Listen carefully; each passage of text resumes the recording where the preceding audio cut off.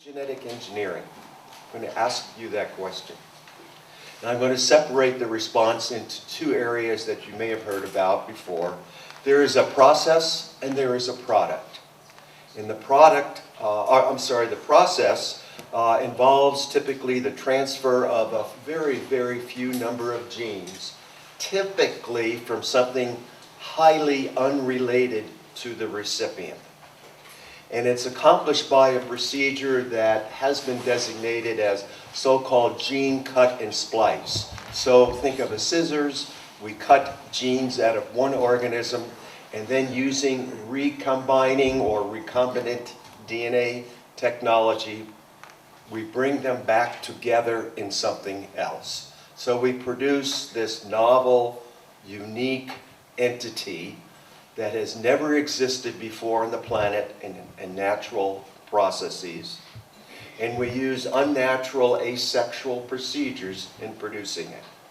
The product, okay, is patented, just as I said a moment ago.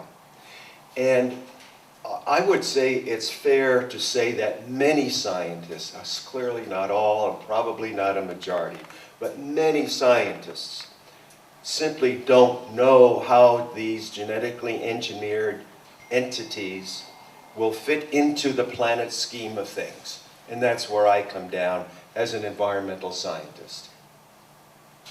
It's a universal technology. It affects anything that's living because we all share something, from microorganisms to elephants, to animals, birds, fish, etc. And that's what we call DNA. And more specifically, we have genes that we share. So we can expect genes from, say, an earthworm put into an elephant and it'll function. That's just simply the way life has evolved. That's what life is about on the planet. It has a common denominator, molecules of DNA as the genetic material. Okay, so let me now bring your mind back to plants and plant seeds and the presentations tonight. I think it's obvious, it's transparent that our seeds have been abused. Understatement of the evening. And here's why. They have become the vehicles, the driver, the messenger, if you will, for the delivery of patented genes on the inside. And they've been used to design plants that tolerate, genetic engineering has been used, to design plants that tolerate massive amounts of chemical applications. Most of those chemicals are pesticides. So we have genetically engineered things inside our seed that allow the plant that comes to tolerate direct spraying, not around, but direct on top of our food plants and crops, direct spraying by herbicides. And in addition, those seeds have become the vehicle to deliver additional non-genetically engineered, kind of old-fashioned types of chemicals out into the environment. So what is a seed? It's been corrupted, and it's been corrupted by industry, and in my personal opinion, it's been corrupted for the purposes of making money. So we have genetically engineered genes that confer novel traits. It's owned by something, by a person or a company. They are the delivery vehicles for insect toxins inside the cells.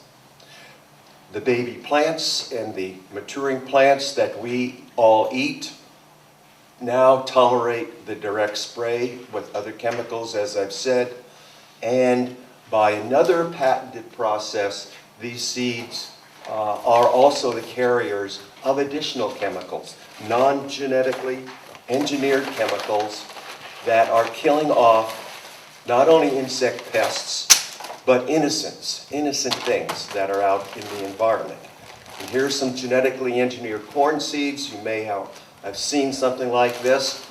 These are colored like a turquoise as a warning. There is a vegetable-derived colorant on this that is not toxic. That's not what we're concerned about. There's a simple colored dye here. Not what we're concerned about. What we're concerned with is what comes with this. Inside the seed, wrapped around the seed, and even additional delivery mechanisms directly into the soil when these, if you'll forgive my word, bastardized seeds are planted into the ground. Unnatural, owned by chemical corporations, and these, ladies and gentlemen, will produce our food. The process has been so successful, and these chemicals have been used so widely in the last 17 years, that now they're beginning to fail. And they're beginning to fail because the weeds have become resistant to the use of spraying by Roundup. The insects are becoming resistant to the insecticides that are associated with the seeds. And so the answer from the chemical corporations that are supplying our farmers the seeds is produce more chemicals, make our plants resist and tolerate other chemical sprays, and our farmers then are presented with new products. We call it the pesticide treadmill. New herbicides to kill the weeds that are resistant to Roundup, new insecticides to kill the insects that are resistant to Bt toxin, and on it goes. So I think, and I hope I've captured your attention, so let's move on to the three speakers for tonight. Our first speaker is Dr. Jesse Schwartz, who's a PhD and president of Living Tree Community Foods, which is headquartered in Berkeley, California. Jesse is a former college teacher and longtime organic orchardist, but he is founder, and he makes his living by Living Tree Wellness Community Foods. And he also publishes a newsletter, and I suggest strongly that you check it out online. And the subject of Jesse's presentation tonight is what Scripture can tell us about GMOs. Jesse, the floor is yours, and yeah. Does that make a difference? Wall Street Journal was very deeply concerned because the World Wildlife Fund had just released a study. And in the study purport said that the Earth has lost half of its wildlife in the past 4 decades. A greater decline than ever reported before. In overall animal populations have fallen by 52% between 1970 and 2010. And that's not all. Right in front of our noses, right here, right along the coast, starfish are melting. They are dying by the millions. A mysterious plague is liquefying their bodies. This is the largest outbreak that we have ever heard of in the oceans. And there's a real potential here for extinction. It's no exaggeration to say that something is terribly wrong. We've become estranged from our roots. A moment ago, the vast majority of people lived on the land. I mean, here in this country, at the turn of the century, turn of the last century, 90% of the population lived on the land. And before that, before millennia, humans were, for the most part, shepherds or farmers. And now only a tiny minority are. By far and away, most live in cities. The severance of people from the land has been the first great separation. But it's been followed by others, yet deeper. Now, idolatry in the Bible is considered a most serious transgression. To genuflect before a graven image, be it of stone or metal of wood, is to give over one's being to an object, to confer one's essence onto a thing. Nowadays, idolatry is very much alive and well. It has taken a very sophisticated form. Instead of statues, we bow down to peculiar things called commodities. They hold center stage while humans cower in the background in fear. The world which we have created has set itself against us as an alien and hostile force. We have become a nation of strangers. And it seems that we have plummeted to an all-time new depth of estrangement with the attempt to somehow engineer the fundamental forces of creation. To fathom just how lost we have become, we need some sort of benchmark. And I suggest we begin with the wellspring that has guided,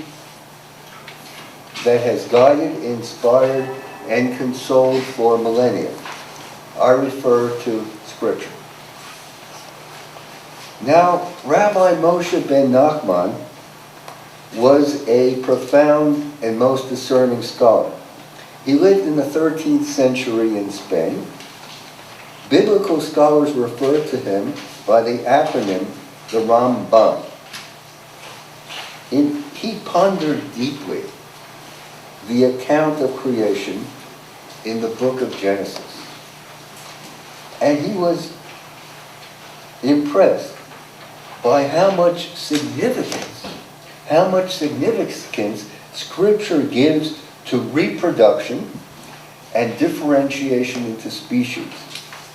You'll recall that the biblical account says, "Let the earth sprout vegetation, herbage yielding seed, fruit trees yielding fruit, each after its kind, containing its own seed on the earth." And it was so. And the earth brought forth vegetation, herbage yielding seed after its kind, trees yielding fruit, each containing seed after its kind. And this is an extraordinary thing, the differentiation and the ability of herbs, trees, grasses, flowers, insects, animals to reproduce each after their kind. Furthermore, we're told in the case of animals, and God created the great sea giants and every living being that creeps, and with which the waters teemed after their kind, and all winged fowl after their kinds. And God said, "Let the earth bring forth living creatures, each according to its kind, animal and creeping things, and beast of the land, each according to its kind." And God made the beast of the earth according to its kind, the animal according to its kind, and every creeping being of the ground according to its kind. After its kind, it's according to its kind, is repeated no less than 8 times in the account of the creation. The Rambam tells us that God created in the world species among all living things, both plants and living creatures, and he gave them a power of reproduction, enabling them to exist forever as long as he, blessed be he, will desire the existence of the world. And he further endowed them with a power to bring forth only after their kind, and they should never be changed. And it is said with reference to all of them at the time of the creation after its time. Then and now this is nothing less than a miracle. The ability of living things to reproduce and perpetuate themselves. And that's why it seems to me this conference is so appropriately named Sacred Seed. Each seed is assuredly the repository of a miracle. Now the Creator commissioned Noah to keep seed alive upon the face of all the earth. To keep seed alive upon the face of all the earth. And it is tragic that 5,000 years after, we still have to struggle to keep seed alive. Indeed, it's an uphill battle. Now, to get back to the Ramban, he's much taken with the demarcations, the separations that are set out in the book of Leviticus. In Leviticus chapter 19 it says, "You shall not mate your animal with another species. You shall not plant your field with mixed seed." He came to the understanding that the primary forces of creation are involved in the differentiation into species. And he saw severe problems with any attempt to change the order of creation. He anticipates in particular problems in the reproduction of animals. In his day, it was the mating of a horse and a donkey producing a mule, which is sterile and cannot produce offspring. In regard to sowing seeds of mixed kind, his view is that cosmic forces enter into plant growth, and plants derive nutrition from each other. And when seeds of diverse species are sown together, these primary cosmic forces are thrown into disorder. And if you think about this for a moment, there's a worldwide biodynamic farming and gardening association out there which is flourishing and thriving, and they have a similar concept. That indeed, that over and above the manure and fertilizer and whatever, plants derive their nutrition and their life force from cosmic forces out there. So the Ramban says that one who combines different species thereby changes and defies the work of creation, as if he is thinking that the Holy One, blessed be He, has not completely perfected the world, and He desires to help along in the creation of the world by adding to it new kinds of creatures. He concludes, the act of combining different species is despicable and futile. Thus he who mixes different types of seeds denies and throws into disorder the work of creation. Now, let us jump from the 13th century to the contemporary world, where genetically modified plants and animals are created using a horizontal gene transfer, also called horizontal inheritance, as contrasted with vertical gene transfer, where the mechanism is natural reproduction. Vertical gene transfer, or vertical inheritance, is the transmission of genes from the parent generation to offspring via sexual reproduction, the breeding of a male and female from one species. Horizontal gene transfer involves injecting a gene from one species into a completely different species. It's entirely possible to inject the genes of a pig into a tomato. Or what they're doing right now with the super salmon, as you all know, they're taking the genes of an eel that's extant in the Arctic Ocean, and injecting these genes into salmon out there. And of course, as we know in the case of BT corn, they're taking the genes of a bacteria that lives in the soil and injecting these into the corn. Now apologists say, and they love to say this, that the principles governing the inheritance of genes vertically applies when you move genes in a horizontal manner, horizontally. There's absolutely no reason to make this conclusion. Natural genetic modification is precisely negotiated by the organism as a whole. It takes place at the right place and right time without damaging the genome.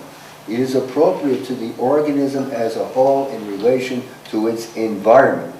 Genetic modification is forced into cells with no control over where and in what form the artificial constructs land, and with much damage to the genome. It is done outside of nature and outside of context.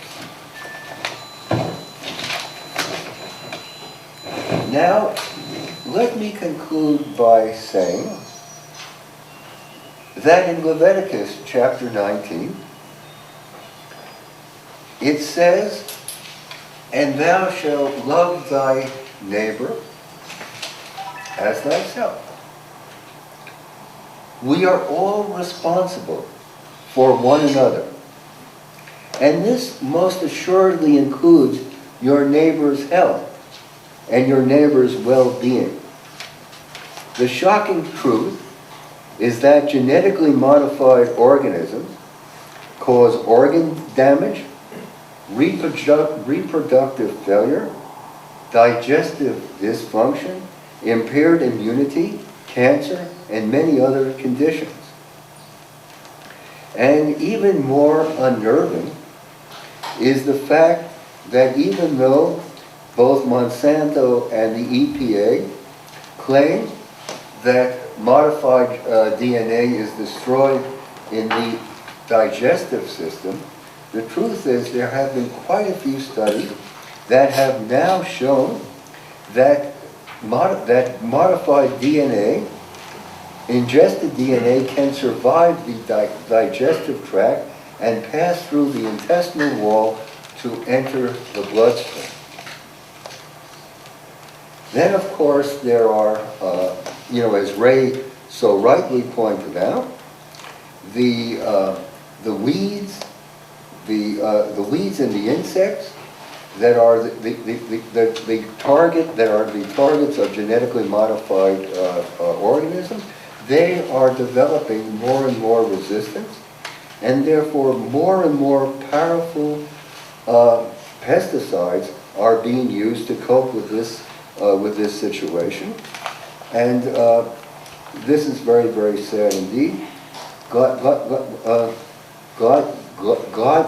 Glyphosate, which is the main ingredient which is the active ingredient of Roundup, may very well be one of the most important factors in the development of a wide range of modern diseases and conditions, including and not limited to autism, inflammatory bowel disease, obesity, allergies, and cardiovascular, depression, cancer, infertility, Alzheimer's disease, Parkinson's disease, and multiple sclerosis.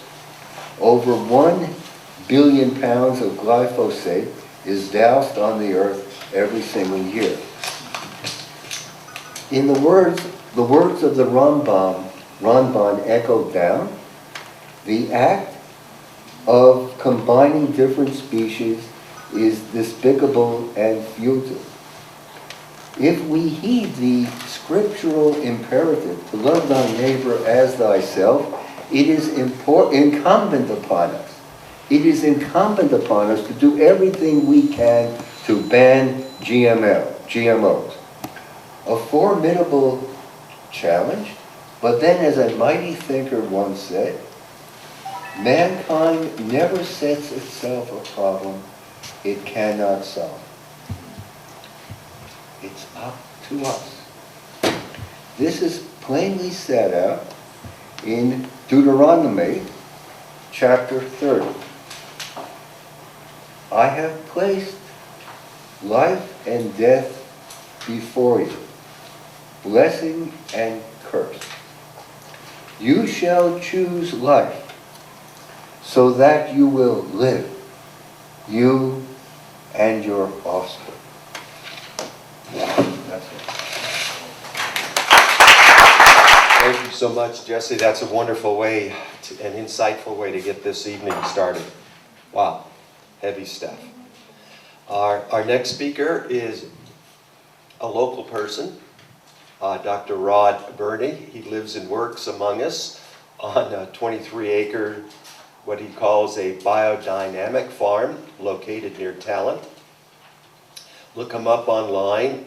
Self and Soul Center is operated on his premises.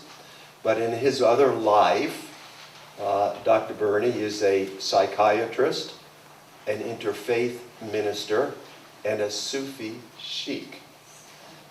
Close. Sheikh. Yeah.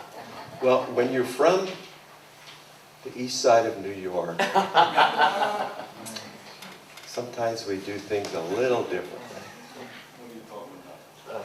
So this evening, Dr. Birney will discuss the physical, the symbolic, the psychological, and spiritual analyses of the seed. I wanted to start, I have the great fortune of living on 23 acres in Southern Oregon, which is, nature's paradise. We're the first, GMO-free area, or one of the few ones in the nation, thanks to what happened in the last sort of election cycle. And, you mentioned biodynamics. My wife grows, I think my greatest claim to fame on the panel is that my wife grows most of our food. She grows it organically and biodynamically, and we irrigate from Wagner Creek, and I'm in charge of drip and microspray irrigation. This is a hazelnut seed from our property. And I had this at my first presentation, which Katie so generously invited me to, and I'm getting more and more attached to it as the series goes on. So I wanted to look, first of all, we're presented in our culture with realism, right? Let's be realistic. I mean, that's the line we get from the large corporations. We're going to be realistic. We're going to take care of you. There's a food problem. We've got 7, 8, 9 billion people. There's not enough to go around. So we take a seed like this. We change its genetic structure. Maybe it grows faster. Maybe we put other things in it. It's better. It feeds people. This is the realistic point of view that we're presented with. This is sort of a dead, inert thing. We tweak it to everybody's advantage, and everybody is happy. So in preparing for this, it's so interesting how things sort of come together. I believe in synchronicity that Jung talked about. Things sort of self-organize when you have an intent in your life. Like many of us have an intent to make the world a better place, to choose life rather than death. So I was reading a beautiful journal I just got as I was preparing for this, and there's a man, Satish Kumar, who's a Jain priest and an ecological activist. And this is what he says about realism. Is my approach unrealistic? Look at what the realists have done for us. They have led us to war and climate change, poverty on an unimaginable scale, and wholesale ecological destruction. Half of humanity goes to bed hungry because of all the realistic leaders in the world. I tell people who call me unrealistic to show me what realism has done. Realism is an outdated, overplayed, and wholly over-exaggerated concept.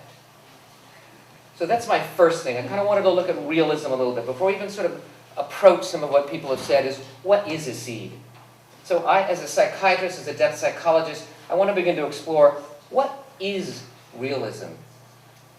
And I want to do it from two levels, from the new physics, and I also want to do it psychologically, because I want us to start to think of life as a particle and a wave. It's actually both. It's something more mysterious, but we can only appreciate it from one of those two perspectives. Realism is a particle approach to reality. Unrealism, which has been given a short shrift over the past couple of thousand years, is a wave approach. In a wave approach, everything is interconnected, interrelated, and intimate, and mutually in connection and instantaneously in connection. So from a neuroscience, from a depth psychological perspective, how does that relate? The particle is what we call left hemispheric functioning. We each have a left and a right hemisphere. I like to call them solar and lunar consciousness.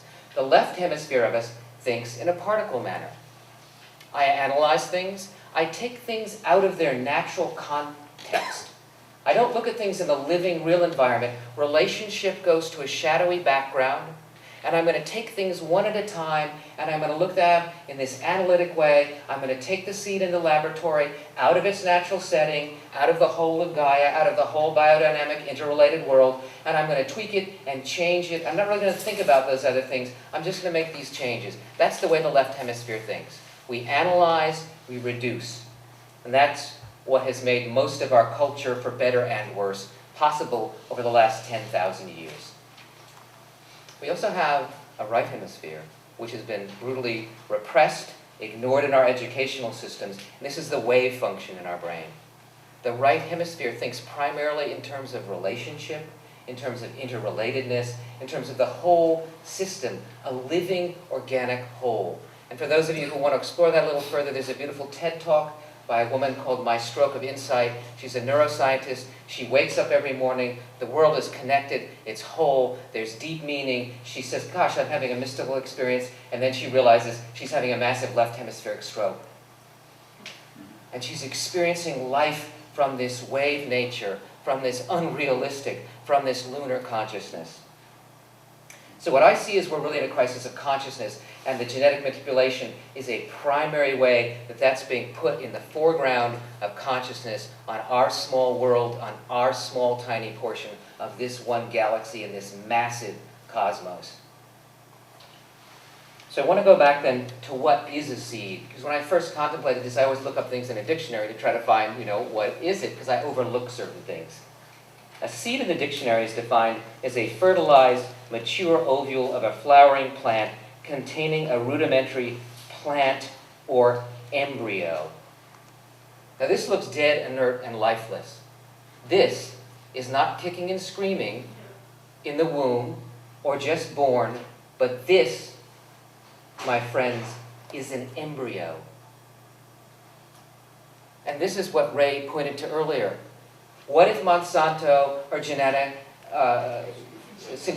or the ones that Katie has on her diagram, were genetically manipulating human embryos? Your embryo that you're going to get. How would we feel about that? We don't consider that way. This is something I'll talk about a little later on. It's dead, inert, it's lifeless. But when we look from the perspective of the new physics and wave, this is a vibrant, I can't see it, but they're atoms, electrons, they're waveforms. This is vibrant and alive, and it's a potential just waiting for the right conditions. It's like sort of frozen in time. And when it gets those right conditions, bam, it's going to grow into a hazelnut tree and supply me and my family, and any of you who are lucky enough to come over, with hazelnuts. That's a miracle. That's an amazing thing. So I want to go back to thinking about this as solid and dead, or alive and dancing. So life is not just these seemingly solid, discrete particles we take ourselves to be, but it's a dynamic, interrelated flow and dance of energy. There are actually honeybees, which are also in trouble, can orient to quantum fields. They can tune into the energy flow of the cosmos and orient. That's one of the ways they get home. And guess what? We have microtubules in our brain. Our brains are probably quantum computers. They probably tune into these fields. And that's probably what a lot of the mystical and spiritual experiences were about. Were these beautiful wisdom things that Jesse just shared came from that direct, contemplating the scriptures and then going into the heart, going into the field, going to that mysterious part of our brain that tunes into the wave and getting this direct sense of reality, this direct sense of life, this direct sense of our relationship to the cosmos.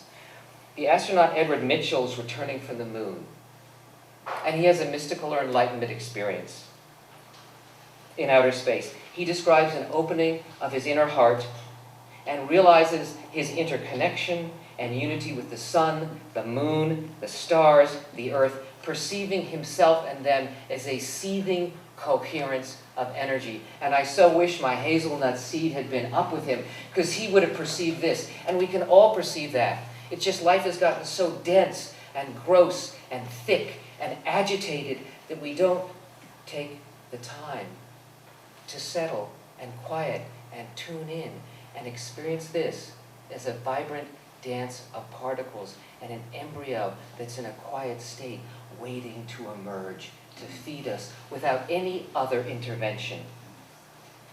When we think about a wave, we think about it in common speech. We're in tune, or we're in harmony, or we're out of harmony with our lover or our friend. So we can even begin to feel that wave nature just in the vernacular in our language. So then, there's a book I have up here. It's an entertaining read for those of us who like to read. Quantum Theology, a big title. A little scary, but I enjoy it. In the back, he's actually a Catholic priest. One of the things he goes through when we look at the new physics, is what it means to our life and life on planet. One of the things he defines as the major sin of our time is speciesism. I'm going to read what Omertu says about speciesism. The major sin of our time is speciesism, the human assumption that humans are the ultimate life forms under God and are entitled to lord it over the rest of creation. And I think that comes because we're particles and we think our particles are better than other particles. But if we're waves, it's all just different waves. Comparison is an aspect of the left hemisphere. Egalitarianism and democracy, real democracy, is an aspect of the right hemisphere. We're all vibrating and we come together and we join together. Sometimes we're in harmony, out harmony. We make larger waves, smaller waves, but it's a dance. It's a flow. And when we become particles, when we have our education, it just reduces us to these tiny little things disconnected from everything else. Then speciesism is a natural thing. And I'm going to justify it because I'm going to make a lot of money now.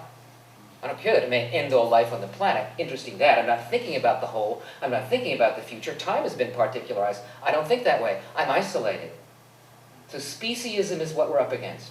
Why isn't this embryo just as important as any other embryo? Now, I've loved some of the readings and talks, especially the scriptures on plants. I didn't find as much. This is a beautiful book, and we can apply it not only to animals but to plants. It's called The Animal's Lawsuit Against Humanity. And it's a beautiful wave thing, because I just wanted to read in the introduction. How often does one come across a 1,000-year-old animal rights tale, first written in Arabic by Muslims, then translated into Hebrews by a Jew at the request of a medieval Christian king, and now translated into English and adapted by 2 Jews and a Christian, and illustrated by a Muslim lady from Pakistan in the employ of a Saudi princess. Read on. So it's a beautiful waveform. The waves are coming together. The particles wouldn't do that. So when I looked at the writings in Islam, along with the Quran, there is also the writings of the sayings of the Prophet Muhammad. They're gathered as hadith, just as some of the rabbis and some of the scholars are gathered. And that's an incredible source of wisdom in the Islamic world. And even though there's so much strife and this and that, I want us to think about ourselves as waves, tuning into those other waves for a moment. And this is a hadith, a saying of the Prophet Muhammad. There is no one who kills even a sparrow or anything smaller without its deserving it, but God will question him or her about it. So this larger field will bring into question if you're not in tune with that field, if you take a wrong action, if you don't tune in a way of nature to the larger field, and maybe you sacrifice that plant or animal and give thanks for your nourishment and survival. Then you're in this wave, in this interrelated whole. And the last thing I wanted to bring up was, from the new physics, the concept of entanglement. Now, entanglement is what Einstein was against. It's called spooky action. He didn't want to believe in it. So in entanglement, if I have 2 electrons and they come into contact, it's actually true. It's not only in the microscopic world. We're finding it's more and more true on macroscopic levels. But in entanglement, let's say we have 2 electrons. One comes into contact with the other. Then now there's an intimate relationship somehow. We don't really know how this happens. If they're separated thousands of miles apart and one changes the spin, the other will change its spin in parallel instantaneously, faster than the speed of light. Everything is interconnected. So we can begin to look at entanglement, and in Christian scriptures we have the same one that you read from Leviticus or wherever. Someone says to Jesus, what is the greatest law? And he says, to love the Lord your God with all your heart, or to love your neighbor as yourself. There's no difference between the two. He's talking about entanglement. He's talking about interconnection. He's talking about the wave nature of life and reality and the importance of that. And we saw that in that beautiful movement, Good Will Hunting. We can see that on a personal level, how we're interrelated. When the psychiatrist, Robin Williams, treats Matt Damon, they both radically change and are influenced. So we can begin to look at different levels of the system. So psychologically, what's the meaning of modifying seed potential in me? Each of your seed potentials was modified. There was a soil you were placed in your family of origin. There was the soil and the sun and the light in your culture, which also modified that potential in you. The good news is, from a depth psychological perspective, given the right soil and condition, you can sprout, and those undeveloped potentials can redo it. So seeds are also a metaphor for ourselves and the potential of our lives and our life forces. And we want to keep those in harmony. We want to tend our garden well. And then on an ecological level, it's so obvious, the interrelatedness, that to change anything, we need to take, again, in a way of nature, the whole system, the whole ecosystem into account. We can't just isolate one thing. Because if we change one part, we alter the whole system. So I modify the seed, and then it takes, and the studies that show they're not harmful, there's studies there where I probably weeding out certain other studies that showed otherwise. That's what happened in psychiatry with psych meds. We weeded out the studies that didn't show the meds were favorable. The same thing is happening here. So we change it, but then we have to do more fertilizers. Those aren't supposed to go into the water system, but they actually do enter the water cycle. They get transpired up into the clouds, and then they come back down. And now we're all bathed in herbicides and pesticides, and that's not supposed to happen. Or we didn't even think about it because that's outside of our study. So again, when we think about the whole, we begin to see how impossible it actually is to really knowingly modify something. From speciesism, I'd take the opposite. How can we think we know enough? Could we take every aspect of the whole to make that choice? No one's doing that. We're approaching it from that particle wave again. So lastly, I'd like to close with one of my favorite scriptures, the Tao Te Ching. And I read this 40 years ago. Do you think you can take over the universe and improve it? I do not believe it can be done. The universe is sacred. You cannot improve it.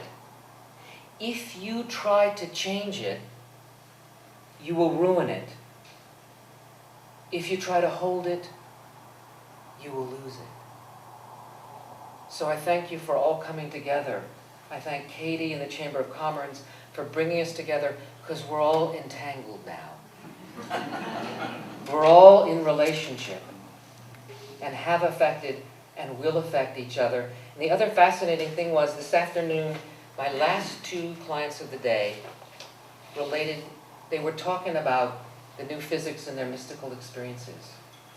One, years ago, went high on this mountain over a sacred temple, saw the sun rising, and had a living experience of that wave nature. A golden light came from the sun, and he experienced everything as unitive across space and time. And the last patient of the day described an incredible, she was there, and they were doing this years ago, this psychedelic, and it didn't do anything for her, because she has such an experience of interconnection and interrelatedness. So I hope we all take time in the midst of the fear and the action that needs to be taken to calm and quiet. And then from the depths take action. So we don't take reaction, but we move from our souls and our hearts to heal the world. Thank you. Society for about 20 years and became an executive vice president of the Oregon chapter. Rather than reading through all of this, I think you have this information. I would like to point out that Rick has spent a lot of his life and a lot of his moments as a volunteer for various causes, including conceiving and developing and introducing faith-based programs to educate us all about sustainable agricultural practices. And the title of Rick's presentation this evening is One Unitarian's Look at Genetic Engineering. Okay. There we go. Thank you, Ray. It's a pleasure to be here, and I love coming to Ashland, so this was a great opportunity. So Katie, thank you very much for giving me that. You notice Ray asked for like a one-liner, and I said, one Unitarian's look, because one Unitarian really never knows what another Unitarian is thinking. So this is just for me. If you're a Unitarian out there, you know what I'm talking about. I'm going to be taking, this has been fascinating just listening to Jesse and Rob, my gosh. And mine is completely different. So we're getting quite a smorgasbord here of perspectives on this, although we all certainly share concerns with the genetically engineered foods.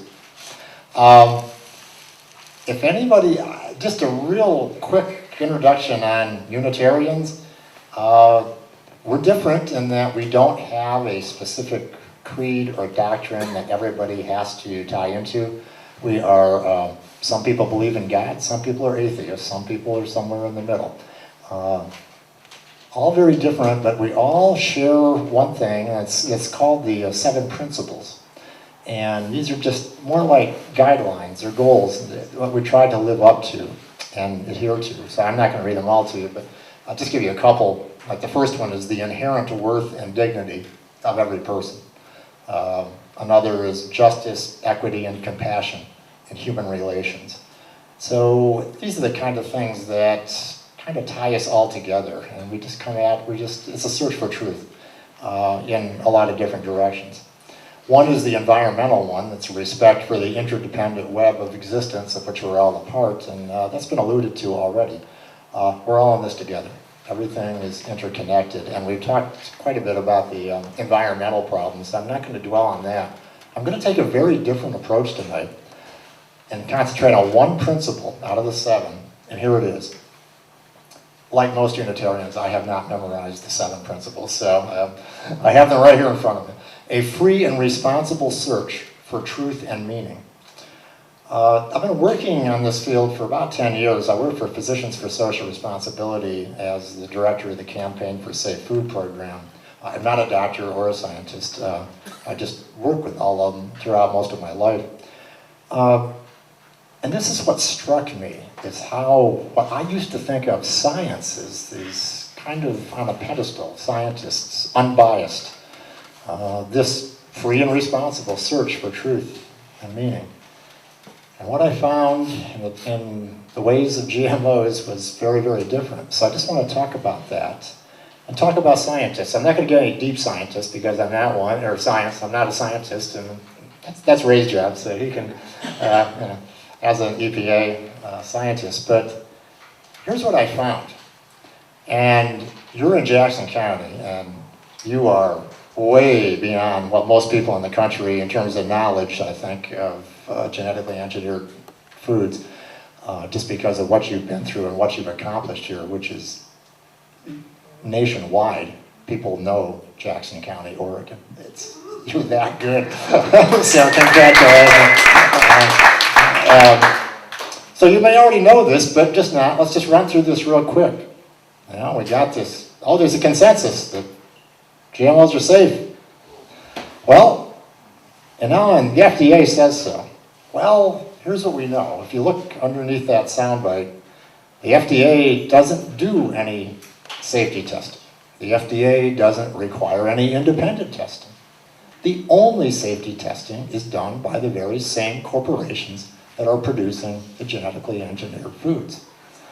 And when I've been speaking to a lot of audiences, I've been in a lot of debates over the past month, and a lot of people, most people don't know this or don't realize it.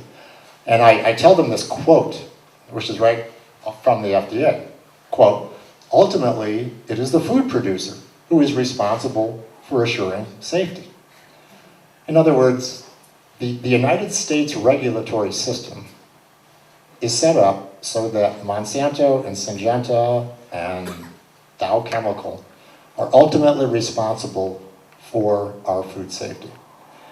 Now, if that isn't a red flag, I don't know what is. If that isn't a definition of conflict of interest, I don't know what is. If that isn't the fox in charge of the hen house, I don't know what is. That's our system. Also, these safety tests are not even required. Unlike any other developed country in the world, we don't have mandatory safety testing pre-market for genetically engineered foods. And no long-term tests are required. No long-term tests anywhere. This is the state that we're in. I don't think you have to be a scientist or a doctor or anybody to see. Isn't this, from a Unitarian perspective, is this a free and responsible search for truth and meaning? I don't think so. I brought in one example here to get back to independent testing. A couple of years ago, 26 corn scientists wrote a complaint letter to the EPA. You may have got, I don't know if you were still working for the EPA then or not, but they were saying, and I'm just going to read it because I want to take their words and not my interpretation of their words. This is from a New York Times article on this. The researchers, 26 corn insect specialists, withheld their names because they feared being cut off from research by the companies. They were complaining because they couldn't do any independent research because everything had to go through the companies. And just a couple of others, because this is very revealing. Here's one that did dare use his name. Quote, people are afraid of being blacklisted. If your sole job is to work on corn insects and you need the latest corn varieties and the companies decide not to give it to you, you can't do your job. Okay, this isn't free. They're talking about losing their jobs if they dare find out anything, if they dare go against this prevailing mantra, false mantra, that it's all safe. It's all safe. And then one scientist said, no truly independent research can be legally conducted on many critical questions. This is the state of science that we have. I want to go back to long-term tests. I'm not going to get into the weeds. One, I'm not a scientist, but two, I don't want your eyes to glaze over, but everybody can understand this. The vast majority, virtually all the tests being performed, safety tests on mice or rats, are 90 days. That's it, 90 days. This is not long-term. This is not an equivalent of a human lifetime. And when one scientist, there have only been about 5 or 6 that I could find. If you want a great website, if you don't know it already, gmwatch.org. Because then you can take every soundbite they use and go right underneath. It is a magnificent website, gmwatch.org. It's out of the UK. And they took a look at these. And there have been about a half a dozen long-term studies. In other words, more than 90 days. And what did they find? The latest one, quite the controversial case. You know this one, Seralini, professor from France. He took Roundup-ready corn.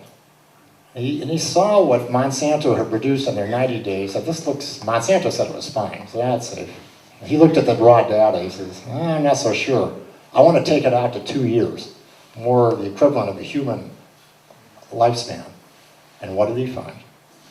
He found kidney damage. He found liver damage. They found tumors. They found premature death.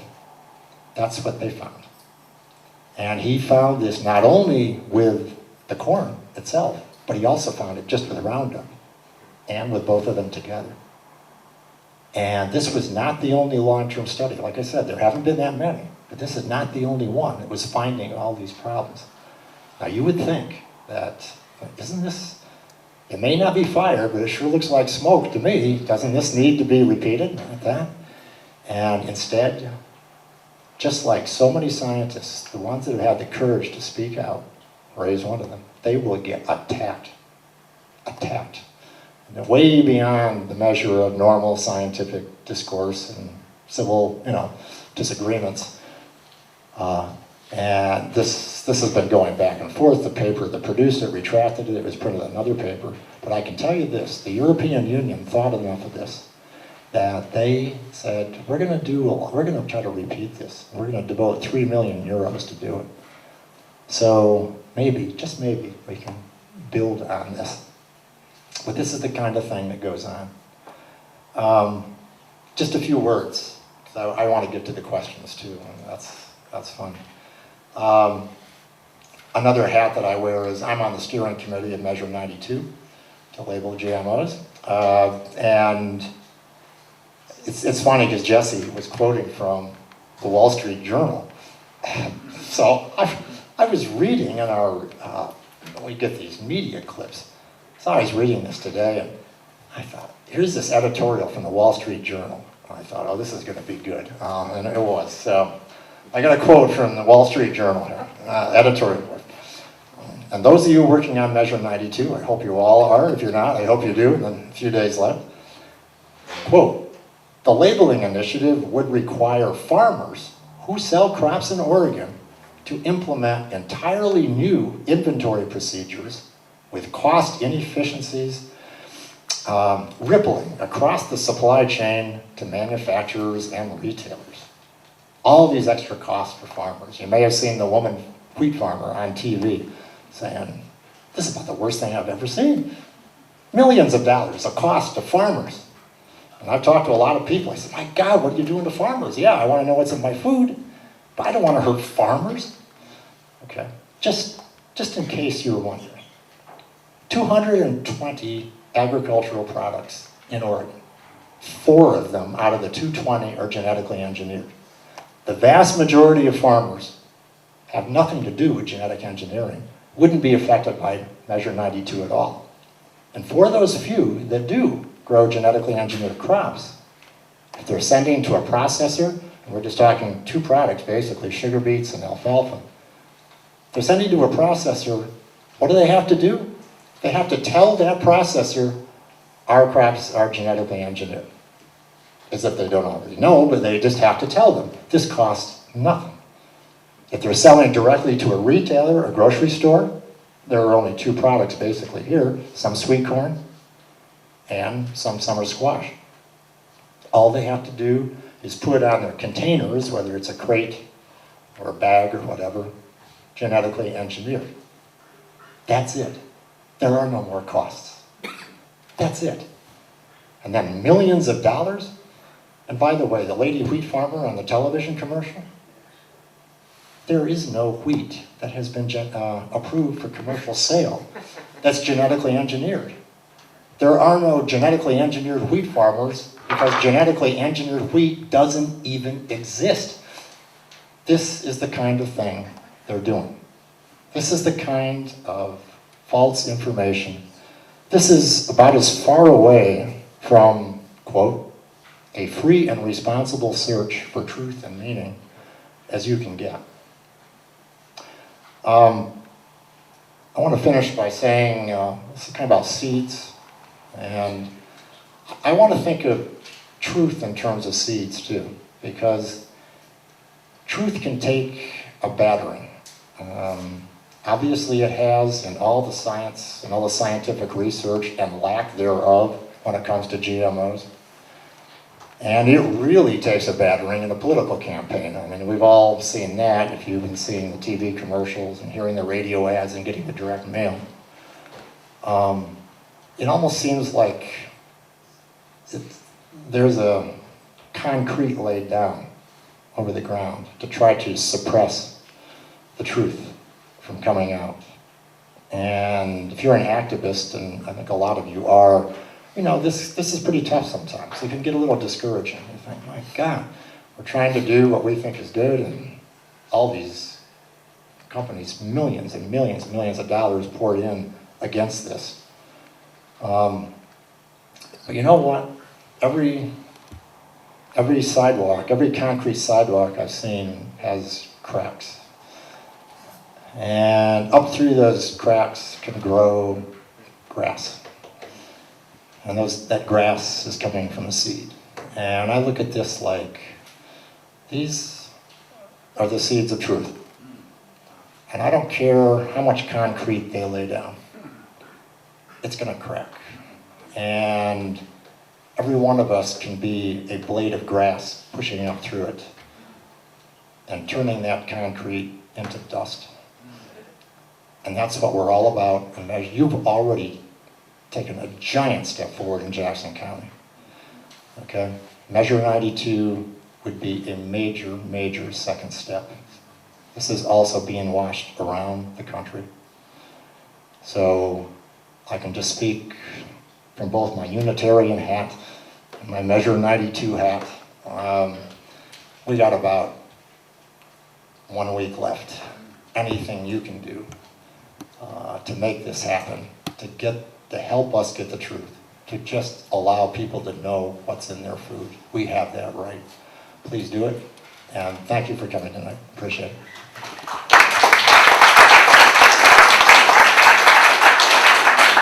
Wow. Katie, do you have some questions for us? I do not. Well, here we go. All Let's see, we right. didn't want to be rude to come up there, but here's a couple, and let's start with those. Okay. Anybody else? Dr. Birney, this is for you.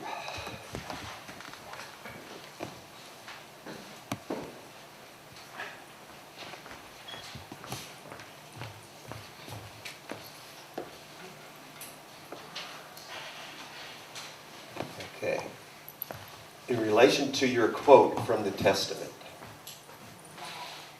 From the Dow. From the Tao Te Ching. From the Tao. Okay, thank you. It looked like TES. If we try to do something, will we only create more problems? So what should we do, especially if we want to make things, quote, better, unquote?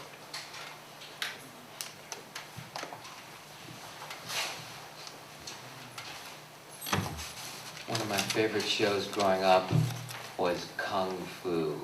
Does anybody remember David Carradine in Kung Fu? All right. So he was sort of embodying the principles of the Tao. So he had that principle of non-action. But remember, at the end of every show when he was backed into a corner, he took action. But it depends, are we taking reaction or action? There's a story from Islam again about one of the compatriots of the Prophet, and they were in a battle, and he was about to kill a man. And the man spits in his face. So Ali raises his hands, he lifts the man up, dusts him off, and lets him go on his way. And the guy is completely in shock, and he goes, why aren't you going to kill me? And he said, well, before we were fighting, and I was going to kill you because that's part of what needed to happen here. But when you spat in my face, I was going to kill you just out of spite, out of my ego, out of my reaction, out of my anger, out of my hatred, and I won't do that. So it's that process, you know, I don't think we can take nature over and improve it. That cannot be done. But when we tune into the Tao, or we tune into that larger field, or we go into our hearts and we tune in and we get that small, still voice that constantly cometh from within, or that dream comes up and it says, you have a dream of a phone bank and you're phoning people, you know, for measure 92. Well, I think that's coming from the depth of psyche. So really, is it coming from the reactivity and fear of my ego or my child self, or is it coming from that place of depth and wisdom and insight in me? And it comes from the place of depth and wisdom and insight, then we take action. Because we're taking action from that larger field, and that's what I think I saw David Carradine doing, I think, in that show. It was immensely entertaining. All right, thanks. Ray, bring the mic around here. We're gonna just bring it around. It's getting shortened. Now this will go anywhere we want. Okay, now we can do it. Technical. Okay, this one has about 2 questions, so we'll just go one at a time, and then we'll come back to it if we have time. Question for Rick. Did the Oregon Ecumenical Council of Churches decide to endorse yes on Measure 92? And what churches did that decision include? Do you know? Ecumenical Ministries of Oregon includes, I believe, all the major faith groups, whether they're Protestant, Catholic, Jewish, and Muslim. And they looked at this and they enthusiastically endorsed it. And I bring this up in debates because the other side is very fond of saying that, oh my God, this is going to increase food costs for consumers.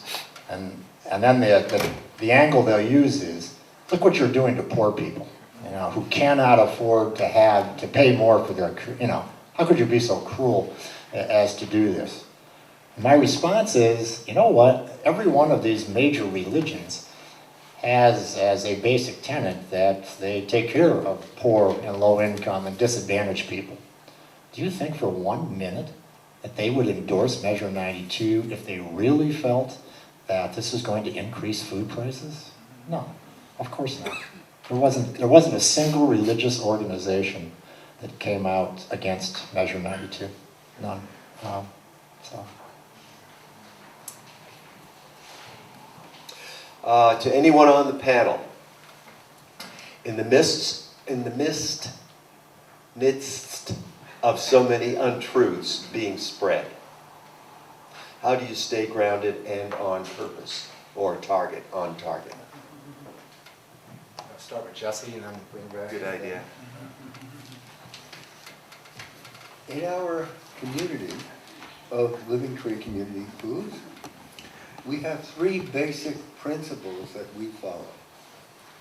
A raw food diet, and not just raw food diet, and this is a diet that has been created here in Ashland with Victoria and her followers. In all of my experience of 40 years in natural food, in vegan, vegetarian, and all that, I have found that nothing can be more healing than finely divided greens. And if you want to do wonders, finely divided greens. In other words, if you want to do a wonder, or if you want to do an experiment, 2-week experiment, in an ordinary kitchen blender, nothing fancy, not a juicer, just an ordinary $25 blender, you put in that blender spring water. And in that blender, you chop up kale, parsley, lettuce, Swiss chard celery. You put that in with some garlic and avocado, beets and carrots, of course, and you press this, and you press the button, and you have right before your eyes a green drink. Nothing can be more healing than a green drink in finely divided greens, in my humble experience. That's one element. The second element of keeping yourself together in a world that's coming apart, second element would be intermittent fasting. 1 day a week you set aside to fast on water. And I mean it. In other words, we stuff ourselves with food all the time. Give yourself a break. You know, I find that an integral part of the raw food diet is not eating. Just stepping back. Just drinking spring water for a period of 24 to 26 hours. And to me, this is what I do every Monday. And it makes the rest of the week possible for myself. I would add one thing, however, that you need to do that's so very, very important is that the most important part of the fast is not the fast, but breaking the fast properly. Break the fast properly on finely divided greens, on fruit, on melon, or so. Don't just binge or stuff yourself, especially with carbohydrates. So that's the second element, intermittent fasting. And if you go on the web, you'll find all this. And the third element of keeping oneself together is vigorous exercise, especially in this world where all of us are spending so many hours simply staring at a tube. You need to, when you wake up in the morning, do some sort of stretches, yoga, Tai Chi, whatever it is. This is a necessity. It's not a luxury. It's a necessity in this world. Dance, martial arts, whatever it takes. So these are 3 very basic elements that I have found exceedingly useful in keeping us together in a world that's flying apart.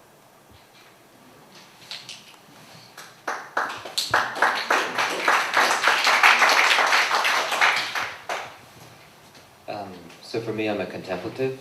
So every morning I get up, and between 7 and 8 I'm doing my morning practices. From the perspective of Sufism, Inayat Khan, who was a master musician, said, each human being is like a musical instrument, and you have to tune that instrument. So each person will find their ways to tune that instrument. It may be chanting, it may be meditation. And by meditation, I don't mean emptying the mind. The way I view it is, in meditation, I hold what's arising the way a mother would hold a child. That's one thing. Each of us have to find a way to tune into that place. As a psychiatrist, I would say, go on a news fast, right? Go on a news and internet fast. That's why I'm not over and bombarded. In the book Healing Dreams, Mark Ian Barash talks about the Kali Yuga, the current age, this dark age of the world. And he defines it the way I'd never heard anyone define it. It's when everything goes so fast that things spin out of control. So for me, the news fast, the internet fast, is about slowing down. And the Jain ecologist who I quoted, he wants us all to take a slow day. He said we could reduce fossil fuel consumption by 1/7 if we all took one day a week and we stayed at home and we visited with friends and family and neighbors and had a slow day. So, news fast, internet fast. Reduce the vata, the too much agitation that's coming at us. There was something else in there. Vix medica naturae, Hippocrates, the healing power of nature. So one of my favorite meditation practices, I go for a walk, right? And first of all, I breathe in the physical sensations into my heart. I really get in touch with that kinesthetic, proprioceptive body sense of myself. This is one way I tune. And then I breathe in all the sounds that are coming from the environment into my heart. And I really let that touch and affect me in a natural setting. Then I breathe in all the images of the trees, the stream, the sky, the clouds, and I let them nourish me. It's like the diet, but now I'm eating and drinking different things. And then I breathe in all the smells and fragrances. And I open my mouth and I breathe in the tastes. And I let the natural world nourish me. I drink, smell, take it in. Now that's a beautiful, simple practice to do. It's kind of like a tantric walk. These two guys are tough acts to follow. Let me tell you, I should have gone first and then given that one. Well, what I do try to eat right. I try to eat mostly organic and not too much. And I definitely exercise.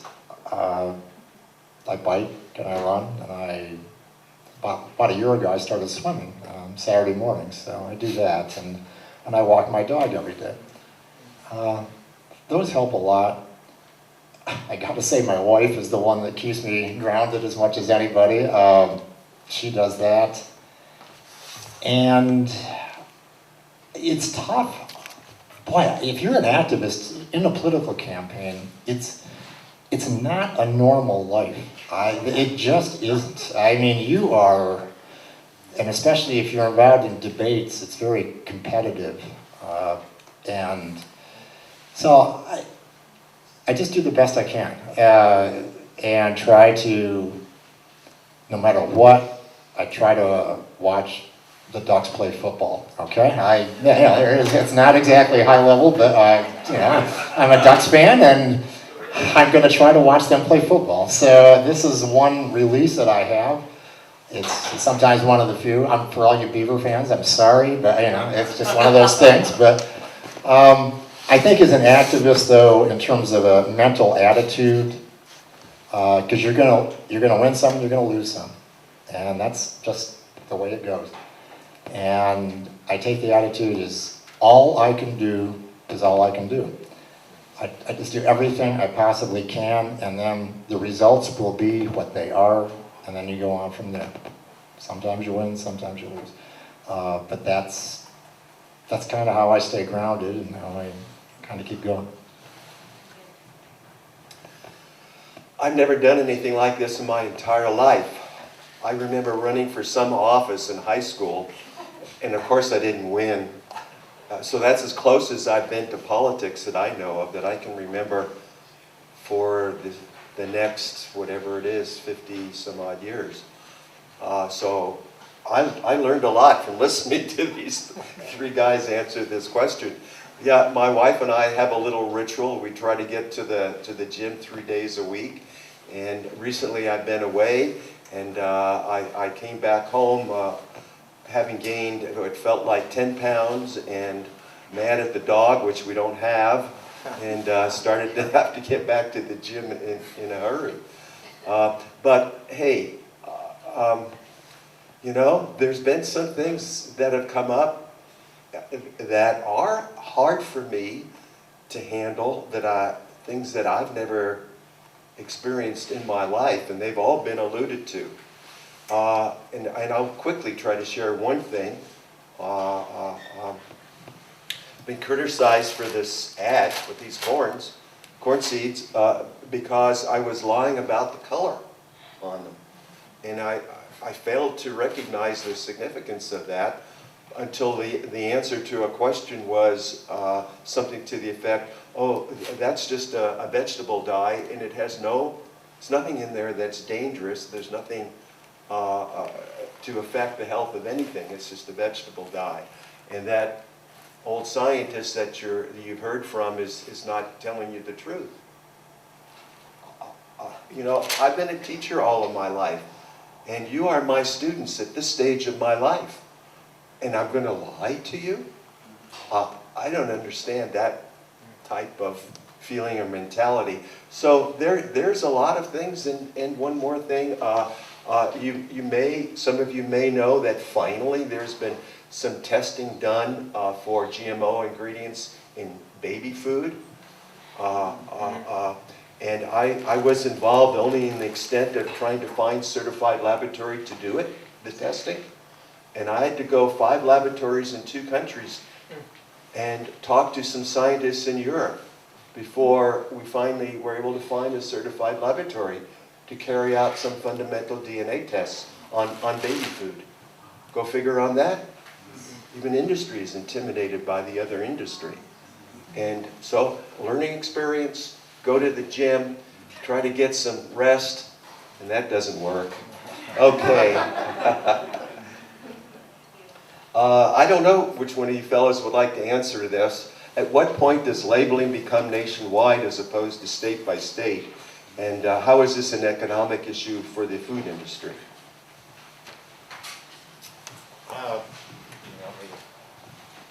Well, state by state, what a lot of people don't know is there have been bills introduced in Congress for about a dozen last 12 years trying to do just that, get mandatory GMO labeling.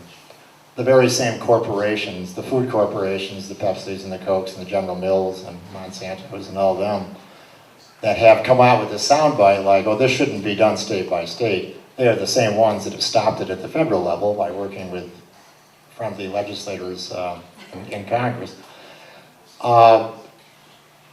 It's hard to say for sure. I did have a little conversation with Earl Blumenauer. He's a representative congressman from Portland at a fundraising event a couple weeks ago. I said, if Oregon passes, what do you think of the chances? He said, well, I don't think in the next 2 years, but maybe, but maybe after that, it depends. There are 24 other states have introduced legislation to label GMOs. If it just gets started, I think Oregon can be a real turning point. We can be a real beacon of hope for other states, because Vermont went first, bless their hearts, through their legislature, and Connecticut and Maine have passed legislation, but they have to wait for other states for it to go into effect. So we'd really be the second. If it starts happening, and there just builds such a movement, this is how a lot of laws get passed at the federal level, the states are the laboratories, and there becomes so much pressure from the states. For all you women here, you would not have had the right to vote, most likely, if the states had not taken the lead in getting women's suffrage in states first before the federal government could no longer ignore it.